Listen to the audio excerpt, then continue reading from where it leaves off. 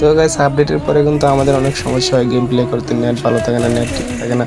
তো আমাদের ভিপিএন কোন ভিপিএন দিয়ে গেম প্লে করলে ভালো হয়, তো আমাদের যে টাচ ভিপিএন ওটাও সবাই ওপেন করি, আমরা গেম প্লে করে অনেক ভালো হবে। তো আমার ভিডিওটা সবাই স্ক্রিনটা ভালো করে খেয়াল করো আমরা কি করি, তো আমরা কি করি আমাদের সেটিংগুলো, তো তোমরা সবাই দেখো। এখন কিন্তু আমার নেট মোটামুটি ঠিক আছে, আমি টাচ ভিপিএন ওপেন করার পর মোটামুটি নেট ঠিক আছে। তো তোমরা দেখতে পাচ্ছ এটার সমাধান আমরা কীভাবে দেবো। তো আমরা আবার ঢুকে যাব এখানে ঢোকার পর আমাদের রিফ্রেশ মারার পরে আমরা গ্রেনেকে জানাবো যে আমাদের নেট সমস্যা হচ্ছে। তো এখানে একবার করে 3 বার দেবেন। তো 3 বার দেওয়ার পরে আশা করি আপনাদের নেট সলভ, মানে একটা সমস্যার সমাধান হয়ে যাবে। তো তোমরা যারা দেখতেছো ভালো করে ভিডিওটা খেয়াল করো, টেনে না দেখি।